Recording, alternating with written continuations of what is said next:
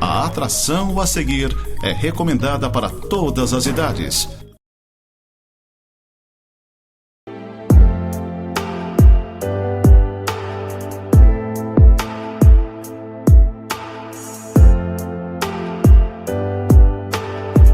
Oi, gente amada, gente querida, sempre uma honra, sempre uma alegria estar com vocês durante essa meia hora, talvez nem tanto, sempre levando uma palavra de alento ao seu coração, sempre compartilhando algo da parte do Senhor, procurando edificar a sua vida, construir algo de bom. Esse é o nosso objetivo, é aquilo que nós nos propomos a fazer aqui, sem gerar polêmicas desnecessárias, mas procurando edificar a vida das pessoas. Antes de nós entrarmos para o texto que eu vou trabalhar aqui, que é o Salmo 139, se você tiver uma Bíblia e já quiser apanhar, Salmo de número 139 é o texto sobre o qual eu vou estar discorrendo. Gostaria só de fazer uma propagandazinha aqui. O meu mais recente livro acabou de chegar, o volume número 13 da série Nossa Esperança, que é a série que eu estou escrevendo sobre o livro de Apocalipse. Tem sido um desafio para mim, muito grande, um desafio grande mesmo, escrever sobre o Apocalipse, uma linguagem enigmática, simbólica, né, que precisa de muita interpretação, e eu procuro interpretar dentro das regras básicas da hermenêutica, né, que o texto é explicado pelo seu contexto, né, então eu procuro trabalhar isso dentro do contexto do Apocalipse, e sempre procurando edificar a vida das pessoas. Se você quiser, só nesse número que tem aqui embaixo, você pode fazer contato comigo e eu mando para o seu endereço com muita alegria, com muito prazer, em nome de Jesus. Salmo 139, do verso 13 até o verso 17, diz assim, Pois tu formaste o meu interior, tu me teceste no seio de minha mãe. Graças te dou, visto que por modo assombrosamente maravilhoso me formaste. As tuas obras são admiráveis e a minha alma o sabe muito bem. Os meus ossos não te foram encobertos quando no oculto fui formado e entretecido como nas profundezas da terra. Os teus olhos me viram a substância ainda informe, e no teu livro foram escritos todos os meus dias, cada um deles escrito e determinado quando nenhum deles havia ainda. Que preciosos para mim, Senhor, são os teus pensamentos, e como é grande a soma deles. Por ora, esses versículos do Salmo 139 é um salmo de Davi, e Davi, ele dispensa qualquer tipo de apresentação, nós o conhecemos muito bem, de vários relatos, de vários salmos, né? O homem segundo o coração de Deus, não precisamos falar muito. Davi, ele aqui nesse texto apresenta Deus como sendo o onisciente. O que é onisciente? É aquele que sabe todas as coisas. Se você tiver com a Bíblia aberta, do Salmo 139, do verso 1 até o verso 5, ele justamente ressalta essa onisciência, né, de Deus que sabe quando nós nos assentamos, quando nós nos levantamos, o Deus que sabe quando a palavra ainda nem chegou aos nossos lábios, à nossa boca, Deus já conhece, Ele esquadrinha o andar, o deitar, conhece todos os nossos caminhos, enfim, penetra o nosso interior, e Ele vai falando, tu me cercas por trás e por diante, e sobre mim pões a tua mão. Ele fala de uma onisciência. Deus é onisciente, um dos seus atributos exclusivos. A segunda coisa, ele fala de um Deus onipresente, que é dos versos 7 até o verso de número 12, um Deus que ele diz, para onde eu vou fugir do teu Espírito? Para onde me ausentarei do teu Espírito? Para onde eu fugirei? Não tem como fugir, porque para onde eu vou, lá o Senhor me alcança, o Senhor vai atrás, ali me haverá de guiar a tua mão. Enfim, ele fala da onipresença do Senhor. E a partir dos versos 3 a 17, que foi o texto que eu li, ele fala de Deus como sendo o Criador. Então nós temos um Deus onisciente, um Deus onipresente, um Deus Criador, né, de todas as coisas, especialmente como Criador do homem, de uma forma maravilhosa, e ele usa um termo aqui que eu gosto demais, que é assombrosamente maravilhoso. Ele formou o interior de Davi, e nós temos lá no livro de Gênesis, capítulo 1, no verso 27, a informação de que Deus criou o homem à sua imagem e à sua semelhança, homem e mulher, macho e fêmea os criou. E essa é a nossa crença, essa é a nossa forma de crer, de entender, de conhecer Deus e de pregar também, né? Podem tentar amordaçar, podem fazer multas, conforme fizeram com um pároco, e nós não vamos nos calar, porque nós vamos continuar pregando aquilo que a Bíblia ensina, que é a nossa forma de crer, a nossa forma de entender Deus, de conceber Deus, e a nossa forma de edificar, vamos dizer assim, a nossa igreja. Não é que nós segregamos, nós não segregamos, nós acolhemos todo tipo de gente, toda forma de pensamento. A igreja está aí para isso, para acolher. Então nós caminhamos com todos, mas nós ensinamos aquilo que a Bíblia ensina e deixamos a pessoa se posicionar, se ela quer andar com Deus ou não, se ela quer crer nas Escrituras Sagradas da forma como elas são ou não. Isso é uma liberdade que elas vão ter. Salmo 8, versos 4 até 9, falam da forma maravilhosa como Deus criou o homem, né, por um pouco menor do que Deus. Olha, eu gosto dessa expressão, por um pouco menor do que Deus, né? Deus o criou, Deus fez o homem e o colocou no jardim do Éden para que ele pudesse administrar o jardim do Éden. Eu não vou entrar nesses versículos agora, do 18 até o verso 24, nós temos aqui a informação de um Deus que sonda os corações. Então, só para você ter o resumo do Salmo 139, do verso 1 até o verso 5, Deus onisciente. Do verso 6 até o verso de número 12, Deus onipresente. Do verso 13 até o verso 17, Deus como Criador do homem.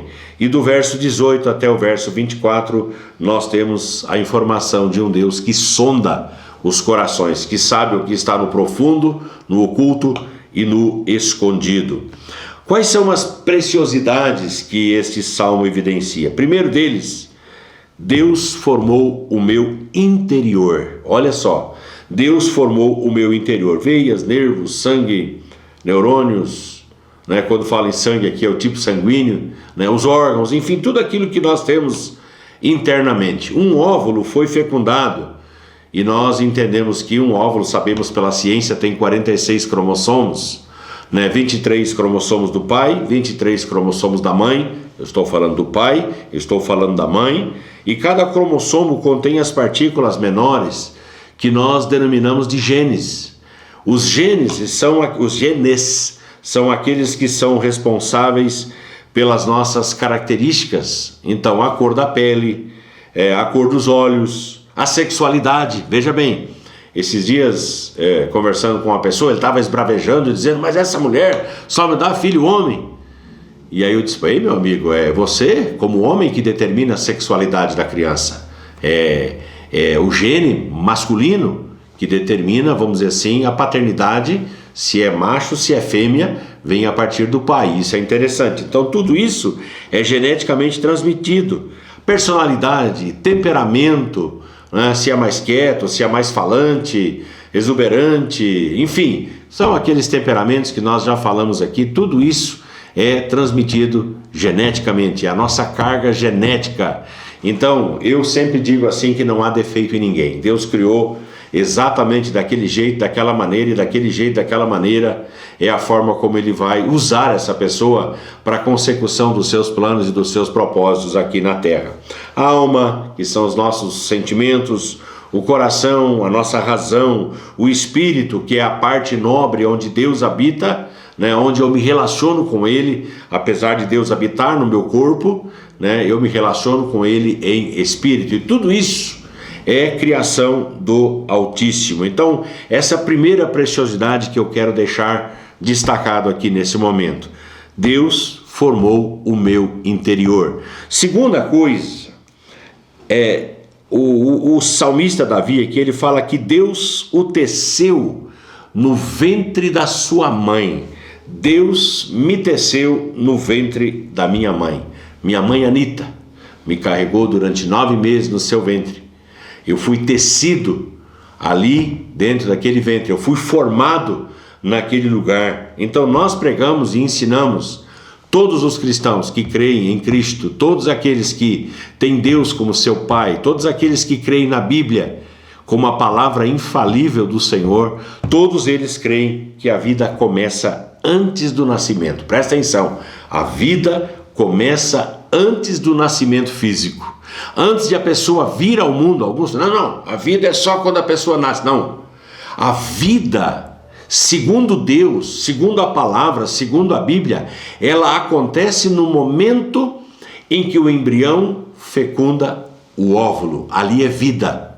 Ela pode não ser uma vida percebida, enxergável, ela é microscopicamente visível. Nós não podemos ver a olho nu, mas é uma vida. Aquele embrião fecundou um óvulo, e toda a carga genética já está ali, né? Do pai, da mãe, dos 23 cromossomos dele e dela. Então ali está nascendo e sendo gerado, sendo formada uma vida, segundo o plano e segundo o propósito de Deus. Então a vida para nós cristãos, ela começa no ato da fecundação. Se foi acidental, não foi acidental, isso não está em discussão, e eu não quero entrar nessa polêmica. Eu só quero que você entenda que vida para nós cristãos, estou falando para cristãos, a vida para nós cristãos começa no ato da fecundação. E isso nos leva a um posicionamento radical em relação a toda e qualquer forma de aborto. E eu quero frisar aqui, toda e qualquer forma de aborto. Nós cristãos, estou falando para cristãos, nós não aceitamos e não temos como embasar biblicamente uma decisão pró-aborto. Não temos como. Existem as feministas por aí brigando e dizendo que a mãe tem direito. A mãe não tem direito coisa nenhuma, porque aquela criança que está sendo gerada não é uma extensão da mãe. Não é uma extensão da mãe. A mãe não tem ingerência, a mãe não tem direito sobre aquela vida. Aquela vida nasceu no coração do Pai, nasceu no coração de Deus, e Deus tem um propósito e um plano com ela, e não cabe a qualquer ser humano, e não sei se dá para chamar de ser humano, alguém que é pró-aborto. Não dá para chamar de ser humano, não dá. Eu não chamo de ser humano, porque é radical essa questão. É muito certo você olhar para a Bíblia e ver aquilo que a Bíblia ensina. Então nós que somos biblicistas, nós que somos cristãos, não temos outra forma de crer, de pregar e de ensinar. Aborto é assassinato. Aborto é interromper o processo do tecer de Deus no ventre materno. Isto é certo. O aborto é interromper um processo que nasceu no coração de Deus e que veio até aquela mulher por meio de uma relação, vamos dizer assim, conjugal heterogênea, né? Ali aconteceu uma fecundação, entende? Então nós só podemos pregar isso, nós não podemos ensinar outra coisa. Então, primeira coisa, Deus formou o nosso interior. Segunda coisa, Deus me teceu no ventre da minha mãe. Eu fui formado no ventre de Anita, minha mãe querida, minha mãe amada. Eu fui formado naquele ventre. Ela me carregou durante 9 meses. E no dia 8 de abril de 1964, essa beleza toda, ela veio a existir para um plano e para um propósito que o Senhor teve. Obrigado, mãe. Que Deus continue abençoando sua vida. Terceira coisa, Deus me viu informe. Davi fala aqui, ele me viu como um embrião, a substância ainda informe, ou seja, não tinha forma. Meu filho Rafael e a Sara, eles estão esperando o primeiro bebê, e eu pude ver essa semana não sei como é que chama aquele videozinho onde aparece o coração lá batendo, e não tem como a gente não se emocionar ao você ver aquele xalac, xalac, xalac, xalac, xalac. É uma vida, ainda que seja embrionária, é uma vida. Eu fico só imaginando quando essa criança chegar, ainda não sabemos se é um menino ou se é uma menina, né? Mas quando chegar e esse vovozão aqui vai sair caminhando pelas ruas e cheio de alegria, né? Ostentando o netinho ou a netinha, para nós é uma alegria, tanto faz. Então é uma vida, está ali. sendo gerada, sendo formada, e a gente começa a sonhar e se preparar, e enxoval, e isso e aquilo, e já é aquela disputa, bisavô, bisavó, trisavó, o que vai dar, o que vai fazer, com o que vai contribuir para que essa criança tenha um lar e seja dentro de um lar feliz, dentro de um lar decente, criada sob princípios e valores que são cristãos. É o que nós vamos nos esforçar para fazer. A minha família inteira, ela está dentro da igreja, serve ao Senhor, anda dentro de princípios cristãos, de valores cristãos, e é isso que nós procuramos fazer, né? Então, quarto ponto, Deus me formou de modo assombrosamente maravilhoso. É uma forma poética que Davi encontrou aqui de descrever a formação de Deus. Eu creio que algumas vezes nos faltam palavras. Minha esposa e eu estávamos assistindo essa semana um vídeo do universo, e a gente fica vendo tudo aquilo que Deus maravilhosamente fez, os sons, as galáxias e aquilo tudo, e aquilo vem, e a gente fica pensando, meu Deus, isso jamais teria vindo de uma explosão cósmica, isso é impossível, tem que ter uma inteligência que tenha criado todas essas coisas. Então nós olhamos para aquilo que Deus fez e nós ficamos sem palavras. Quanto mais a ciência avança perscrutando as maravilhas do corpo humano, mais o assombro toma conta de nós e mais nós somos remetidos ao Deus Criador. Tanto mais essa teoria do Big Bang, ela vai caindo por terra, porque isto é impossível que algo tão complexo, tão maravilhoso, tão perfeito possa ter surgido ex nihilo, ou seja, do nada, simplesmente, bum, veio acontecer. Tem uma inteligência de um Deus todo-poderoso por trás de tudo isso. Então, eu quero que você entenda o que eu vou declarar agora, e você pode fazer essa mesma declaração. Eu não sou um acidente, eu não sou um acidente, eu não estou aqui neste mundo por acaso, o meu nascimento não foi um erro. Dias atrás eu escutei uma pessoa falar, eu nunca devia ter nascido, o meu nascimento foi um erro. Eu falei, não, eu fui lá e peguei na mão dele, botei a mão na cabeça e falei, nunca mais. Eu quero ouvir você falar uma coisa dessa. Por quê? Porque Deus teve um bom pensamento quando Ele criou você, quando Ele fez você. Eu não sou um acidente da história, você não é um acidente da história. Segunda coisa, eu não sou fruto do acaso. Eu posso abrir os meus lábios aqui nesse instante e dizer que foi Deus quem me fez, e por alguma razão Ele me fez. Eu estava falando na igreja esses dias que quando eu era um menino, eu tinha alguns apelidos que me botaram numa cidadezinha chamada Itaporã, perto de Dourados, lá no Mato Grosso do Sul. Me chamavam primeiro de Ferrugem, e eu, na época, eu tinha muita pinta, muita mancha na pele, então me chamavam de Ferrugem, eu era o Ferrugem. Depois me botaram um outro apelido, eu não sei porquê até hoje, me chamavam de Caroço. Eu era Ferrugem, era Caroço. Quando eu fui estudar em Invoti, no Rio Grande do Sul, numa cidade na Serra Gaúcha, fiquei 3 anos naquele internato, me botaram um outro apelido, me chamavam de Mato Grosso. Mas bom, Mato Grosso tem, eu vinha do Mato Grosso e tal, me chamavam de Mato Grosso e Mato Grosso ficou. Depois eu fui para São Leopoldo estudar, fiz a faculdade, fiquei quase 6 anos lá, fiz a faculdade de teologia.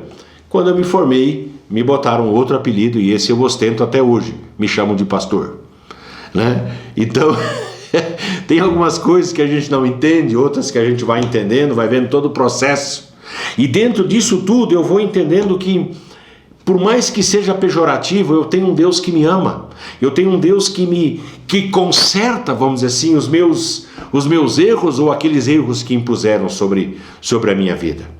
Eu não sou um acidente da história, eu não sou fruto do acaso, por alguma razão Deus me fez, Ele sabe disso.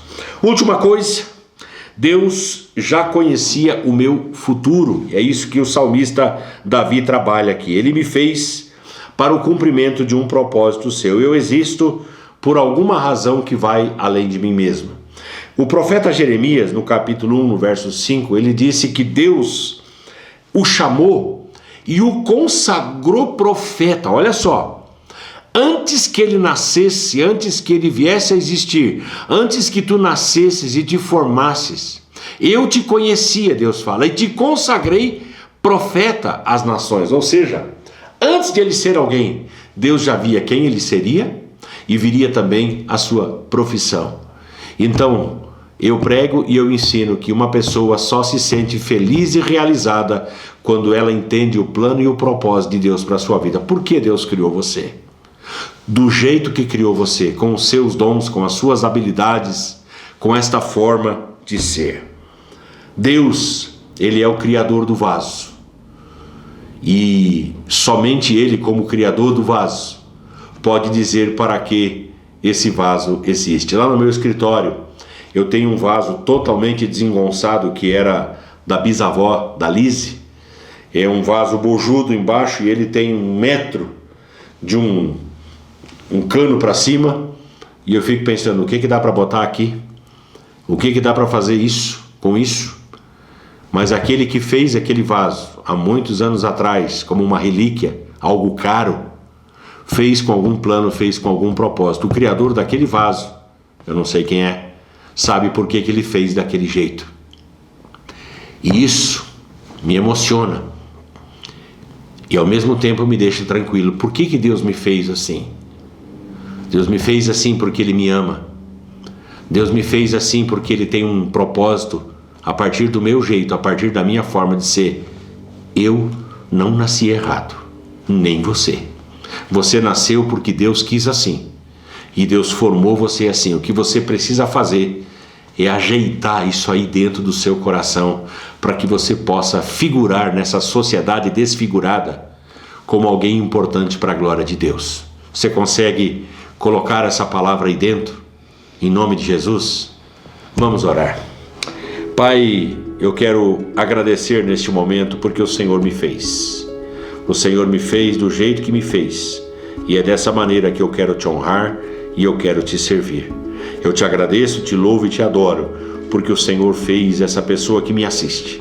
Talvez durante muito tempo tenha se sentido uma pessoa desajeitada, desengonçada, inútil, mas neste momento o teu Espírito Santo ministra no seu coração, falando do seu valor e da propriedade que é nas mãos do Senhor e para a consecução dos seus eternos planos e propósitos nesse tempo do fim.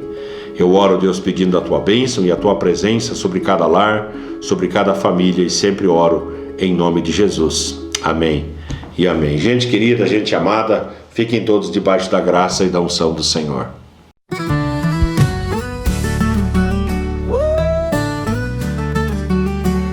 Momento sagrado que vem, transforma tudo que tem. Coração se abre então para seguir na missão, restaurando cada alma, trazendo paz e calma. Vida nova renasceu, fé no amor que cresceu. Ó Jesus, nosso guia, amor e fé todo dia.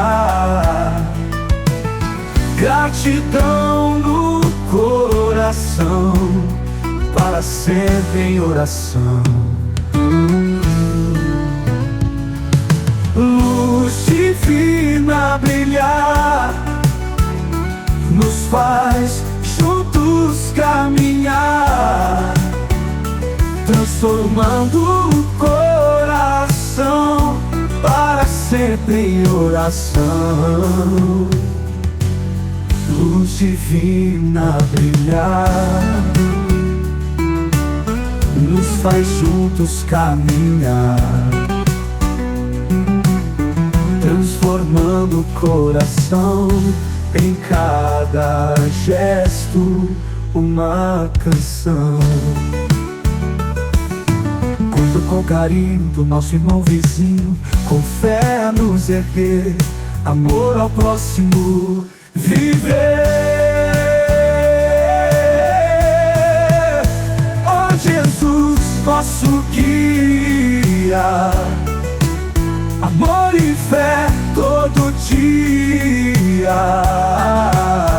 Gratidão no coração para sempre em oração. Programa Momento de Santidade, Nova Era TV, lá de Santa Catarina.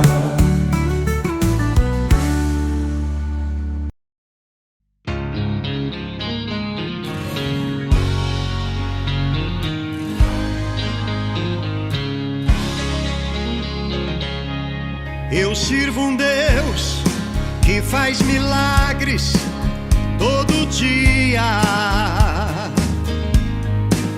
Ele é o Deus que faz sinais e maravilhas. Só Ele é Deus sobre a terra e o céu. Ele é grande, Ele é bom e fiel. Ele me deu todo o amor do céu, tão divino. Seu Filho Jesus, que naquela cruz mudou meu destino. Quando eu pensei estar só, não estava, porque o meu Deus me acompanhava. Ele é o que eu preciso todos os dias. Ele é a verdade, estou seguro, pois Ele não muda, não tem variação. Esse é o Deus